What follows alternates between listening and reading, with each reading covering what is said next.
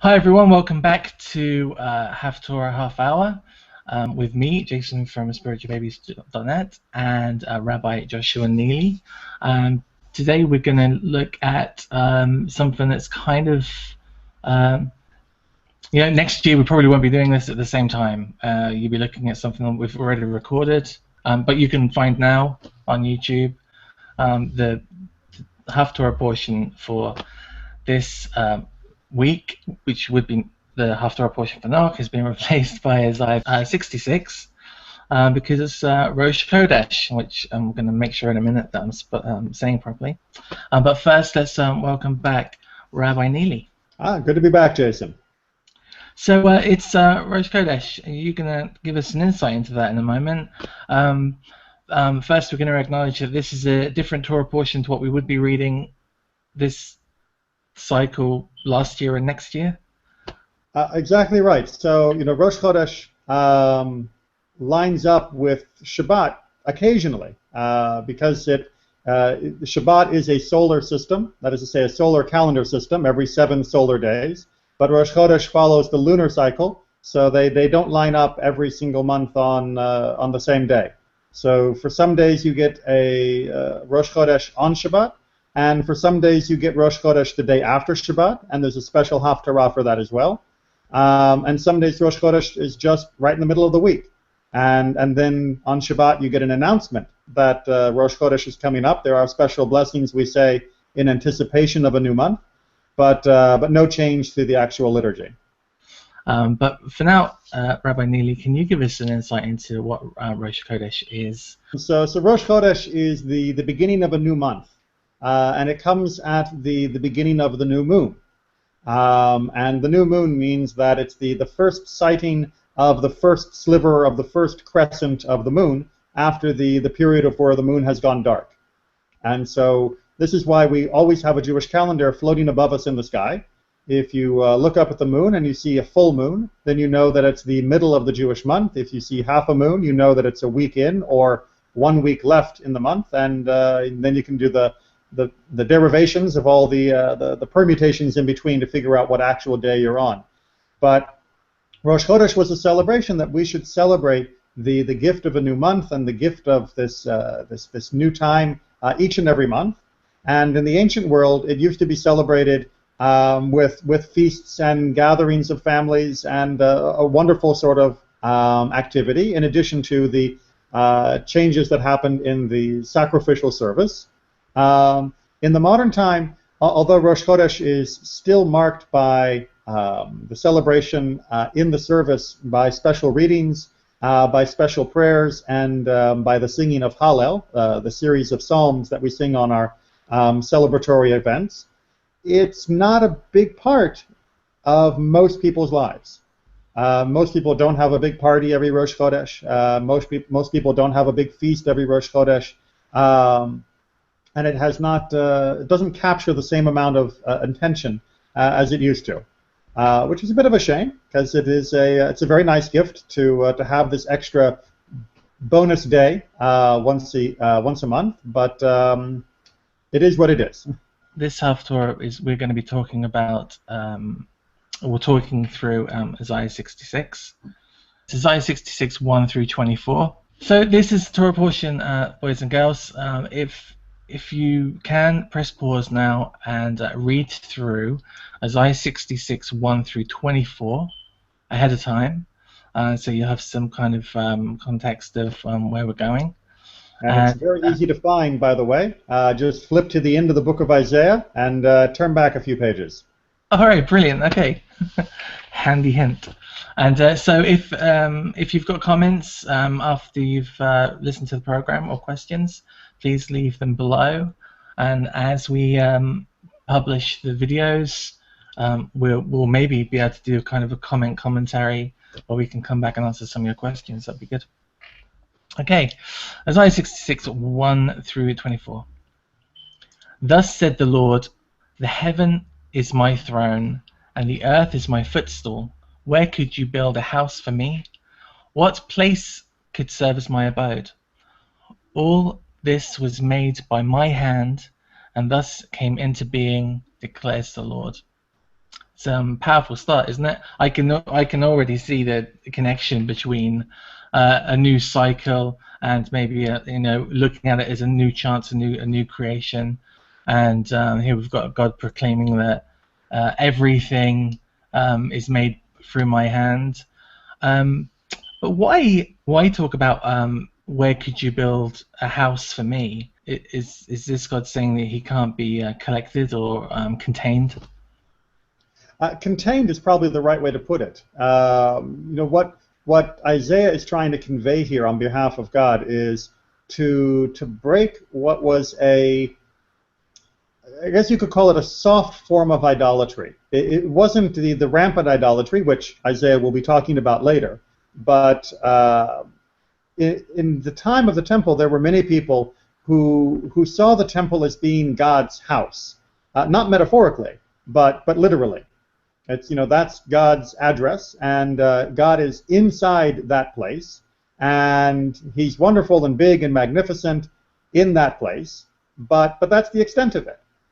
Many people mentioned both in Isaiah and even more forcefully in Jeremiah then said, well, of course God will make sure that nothing ever happens to His house because He lives there. And this became a sort of talisman for the people of Yerushalayim, of Jerusalem. And they looked to the house as being that symbol of God and that the literal presence of God that was contained within. But unfortunately, with that attitude, it restricted God from what God actually is, but it also allowed them to justify their behavior outside the house.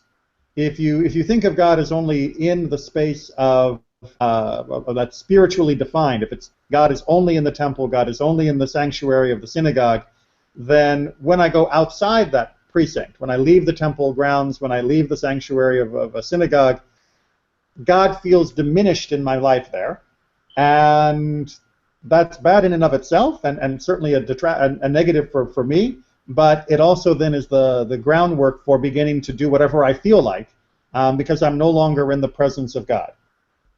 And so the first thing that's being established here is that the temple is my footstool, meaning that my feet symbolically rest there, meaning I do have a connection to earth. I am not transcendent in the Aristotelian sense of being a God removed from the world, but this is just a symbol. It's just a marker of my presence. My actual presence far exceeds everything.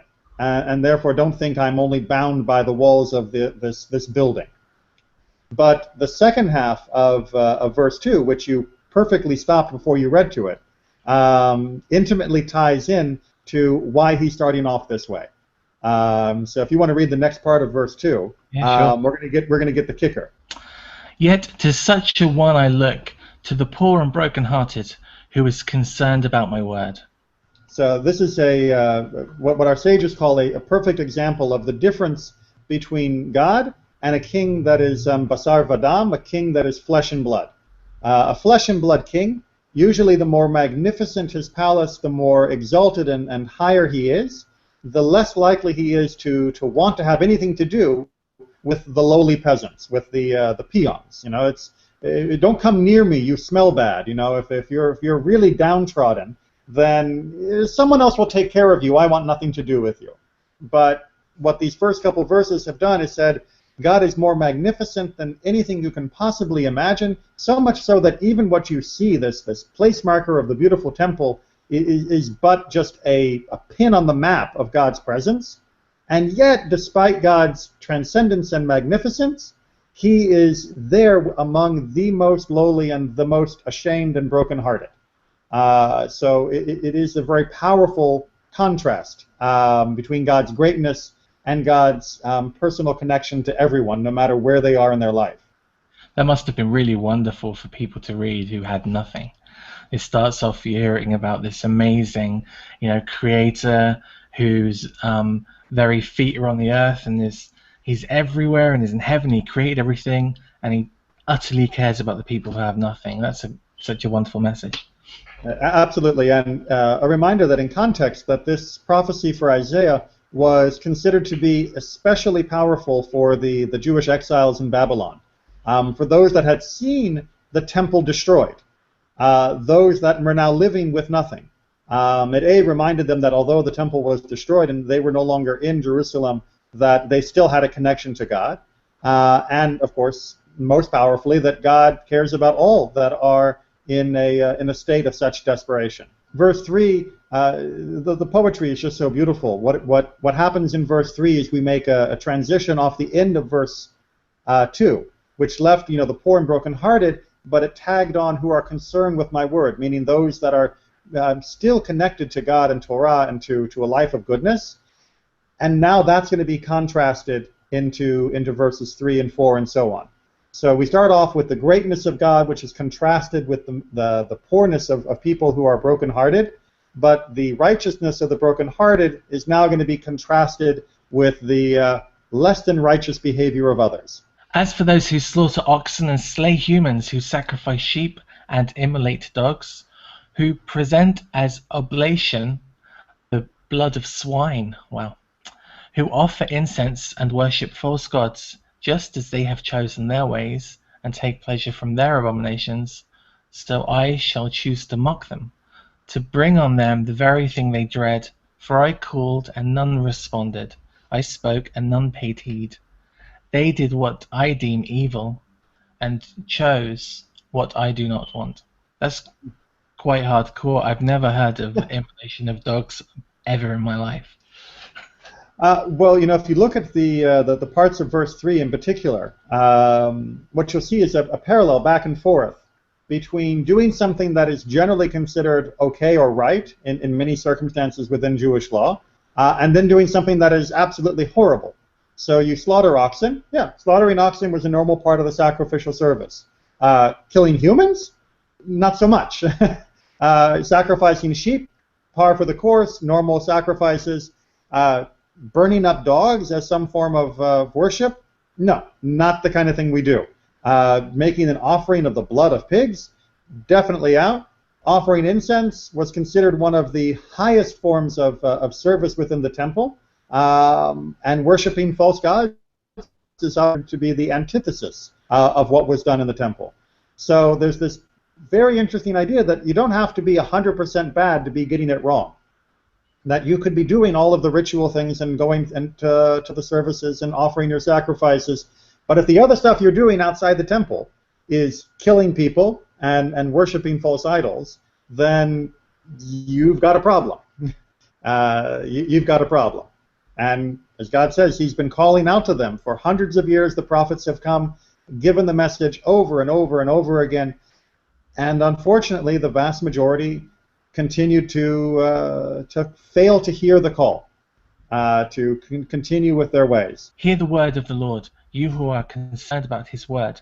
Your kinsmen who hate you, who spurn you because of me, are saying, let the Lord manifest His presence, so that we may look upon your joy, but theirs shall be the shame. Hark, tumult from the city, thunder from the temple. It is the thunder of the Lord, as He deals retribution on His foes. Oftentimes it's hard to say with Isaiah whether it's a prophecy that's been fulfilled, because a lot of what I read in Isaiah you can say clearly happened when the Jewish people came out of exile.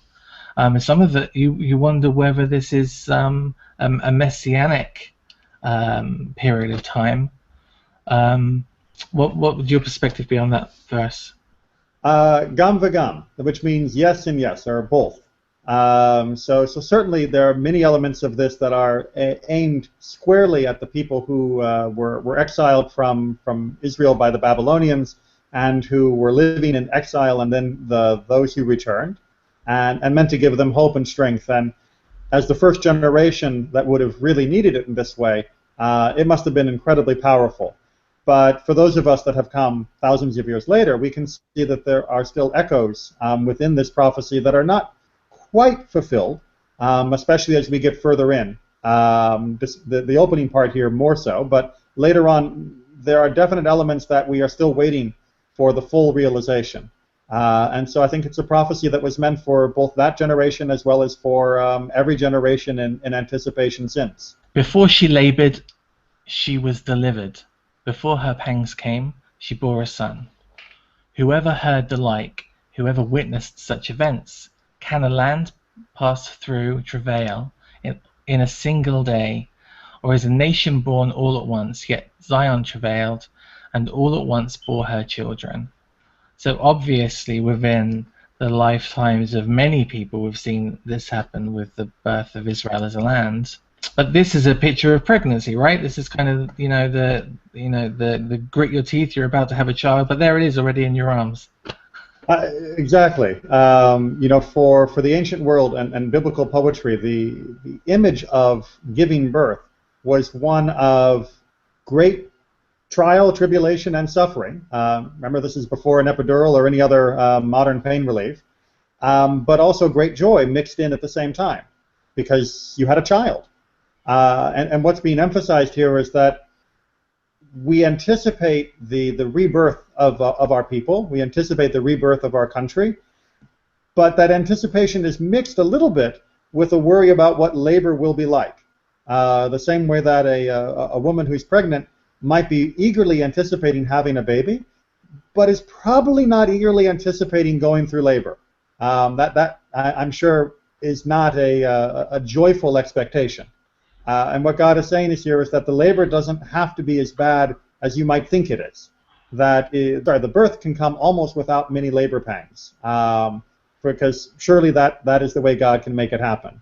So don't worry in anticipation of the final redemption about the birth pangs that may go along with it. Those can be minimized to a large degree. Shall I who bring on labor not bring about birth, says the Lord? Shall I who cause birth shut the womb, says your God? Well, the image there is sort of the capstone to verses 7 and 8, that God is saying, I can do this. I can bring about the birth of a nation. I can have this happen. Don't think that I'm limited in being able to make this come to pass. If I can bring on labor, if I can bring on the suffering, I can bring on the joy of the child, the birth that comes from it. If I can cause birth, don't think that I would ever permanently prevent the giving of life, the building of a womb for the rebirth of the nation in the future. All of this is possible. Rejoice with Jerusalem and be glad for her. All you who love her, join in her jubilation. All you who mourn over her, that you may suck from her breast consolation to the full, that you may draw from her bosom glory to your delight. These kind of verses for me are a little bit confusing. We have the Creator talking about Jerusalem as maybe even a mother here. Oh, absolutely. I mean, Jerusalem is being cast, Zion, in the feminine form, and that's very, very common throughout many of the prophecies. Obviously, the people are the nation, and they're going to their mother home city, and they're going to find comfort. Right. With the rebirth, it's not going to be just we've got a city again or we have a country again. The rebirth, just like a human birth, causes life-giving sustenance to come forth. You know, when a woman gives birth, and often even before, the lactation process begins, and that's the metaphor that's being used here. That what was seen as barren will not only give birth, but will be able to nourish and support that birth in joy and jubilation. For thus said the Lord, I will extend to her prosperity like a stream, the wealth of nations like a wadi in flood, and shall you drink of it. You shall be carried on shoulders and dandled upon knees. I think that's kind of like maybe like a kid sitting on his grandpa's lap.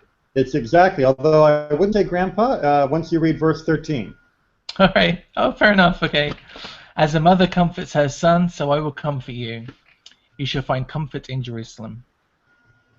So really, it's building on the idea that Jerusalem is going to be ready to go. It's fully stocked. You're going to be comfortable. You know, the comfort will continue beyond just the return from exile. That there will be more than just being allowed to go back. We will be rebuilt and renourished. And you know, the vision, the image of the wadi in flood is a very powerful one.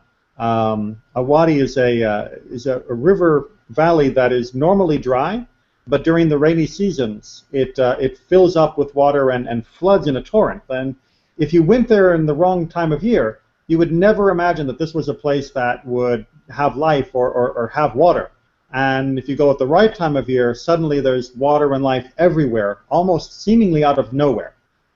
So the image would have been a very powerful one for our ancestors that lived with that type of terrain. Being here in sunny Florida, where it rains almost every day during the summer, or I'm sure in Ireland as well, we probably don't appreciate how important water is when it seems to come out of nowhere and give life where we thought it was only dry. I've got a friend, John O'Vandor, who runs loads of programs on Truth to You. And if he gets 2 inches of rain, he's delighted. Everyone runs. He's in Australia. Everyone runs outside. They enjoy it for the few minutes, and then they just watch the ground dry up again. Right. You shall see, and your heart shall rejoice. Your limbs shall flourish like grass. The power of the Lord shall be revealed in behalf of his servants, but he shall rage against his foes. I like that your limbs shall flourish like grass. So is that kind of the work of your hand shall reap lots of reward? Well, it's the idea of the strengthening of our bodies. Again, if you've never been malnourished or ill from diseases that come from the deprivation of poverty, then it's probably hard to sympathize. But really, that's what Isaiah was talking about: is that someone that's been downtrodden for so long isn't just depressed; they are physically reduced, and that recovery. Every time the biblical poetry talks about grass, it means that recovery will come almost overnight. Again, here in Florida, you can watch the grass grow. And I don't mean boringly. I mean you can see it moving because it grows so fast. And that's the image that's here. Your body, your whole bones will be strengthened almost overnight as you gain joy and power and strength. And in the process, there's going to be a conflict now where those who were too weak all the way back in our first couple verses to stand up to their mockers are now going to be strengthened to be able to stand up against those that have been oppressing them, which is where the Haftarah is now turning. But God hasn't stopped the clock, right? He still says right there, he shall rage against his foes. So he's still got the back of those people. Absolutely, and you know. It can be debated over and over again, and has been for a few thousand years, of exactly what the final conflict between those who are fully in support of good and those that are fully opposed to good will look like, of whether there will be supernatural events that surround it, or whether the supernatural events will be the strength of those who fight for good. The end is, of course, that God is going to be supporting, either in a Hollywood fashion or in a more naturalistic fashion, if you wish, those that are fighting for good. See, the Lord is coming with fire. His chariots are like a whirlwind, to vent his anger and fury, his rebuke in flaming fire. For with fire will the Lord contend with his sword against all flesh, and many shall be slain of the Lord. For those who sanctify and purify themselves to enter the groves, imitating one in the center, eating the flesh of the swine, the reptile and the mouse, shall one and all come to an end, declares the Lord.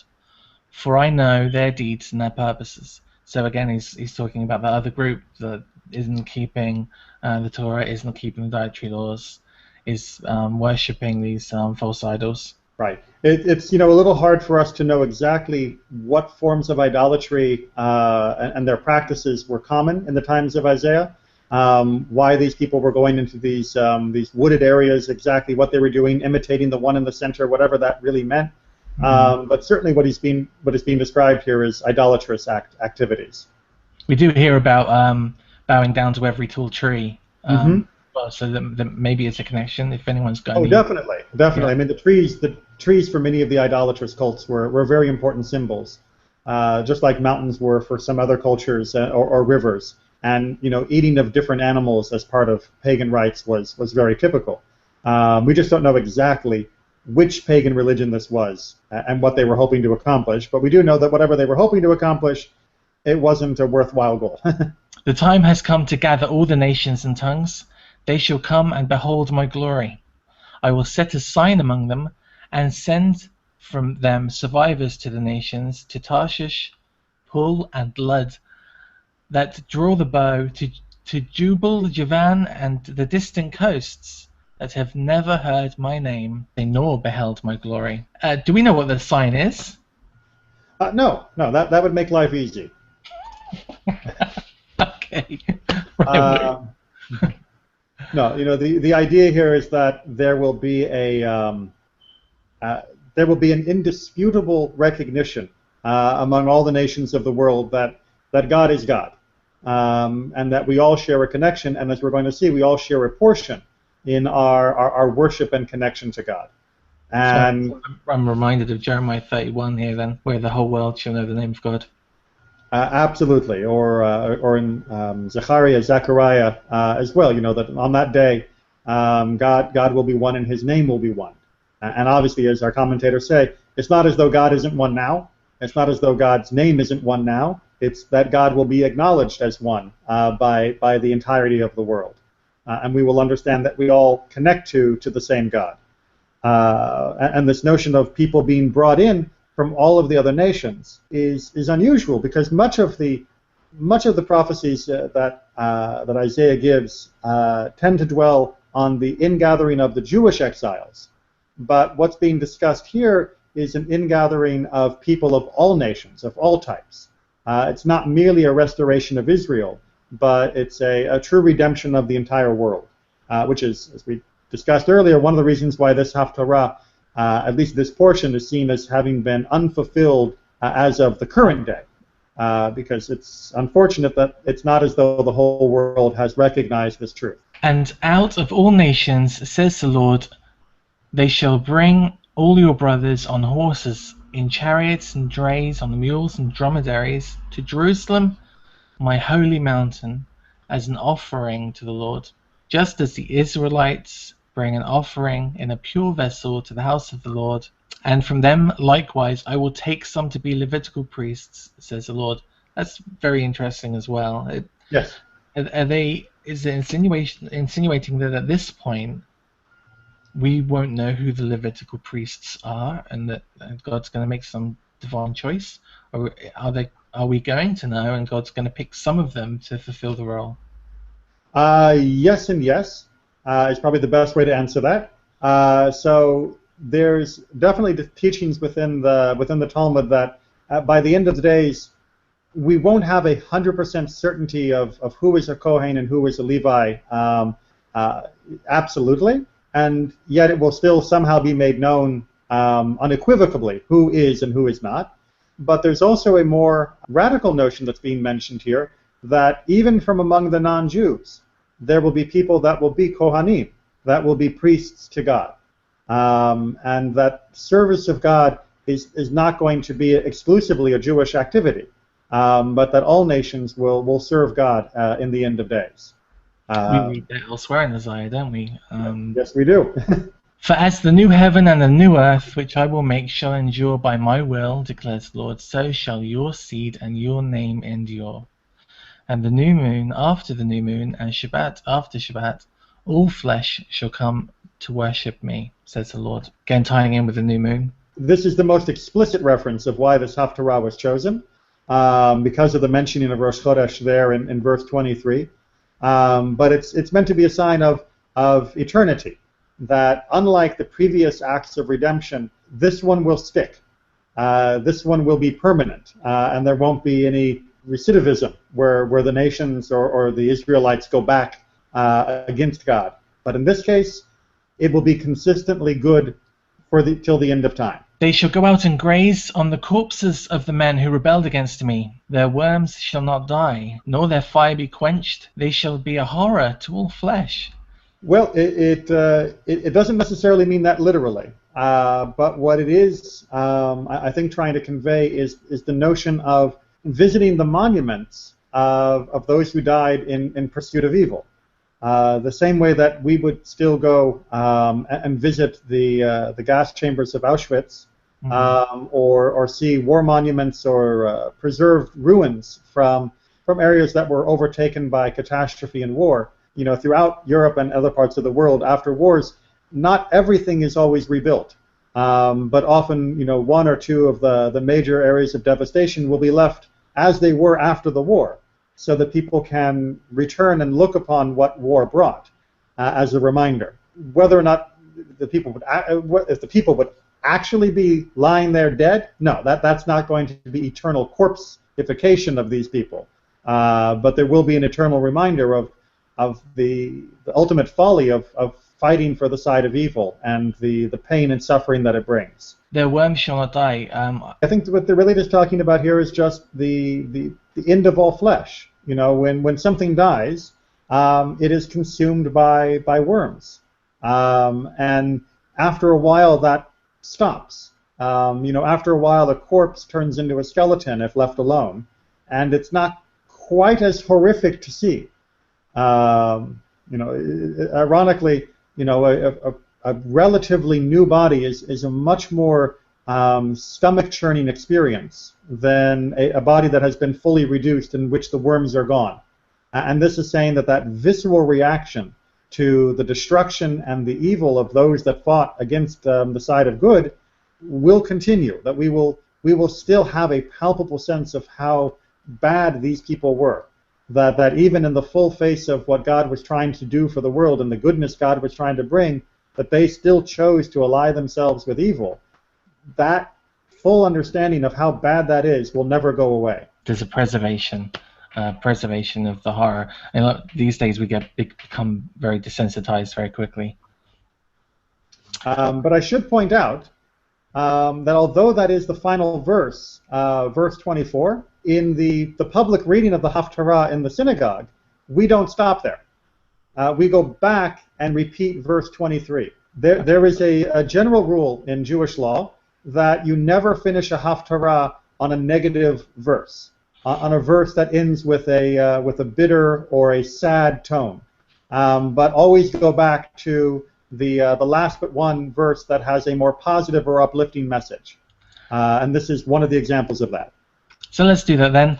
And new moon after new moon and Shabbat after Shabbat, all flesh shall come to worship me, says the Lord. Which is a much more positive ending. Right. So there we go, viewers. That was your Haftarah half hour, hopefully half hour, or otherwise you're watching this on a bonus video. What do you think? Leave your comments below. If you've got questions, leave them below. Thank you, Rabbi Neely, for joining us again. Thank you, Jason. For taking the time to come and spend an hour with us. It's probably going to be an hour. Come and join us again soon. We'll see you. Bye-bye.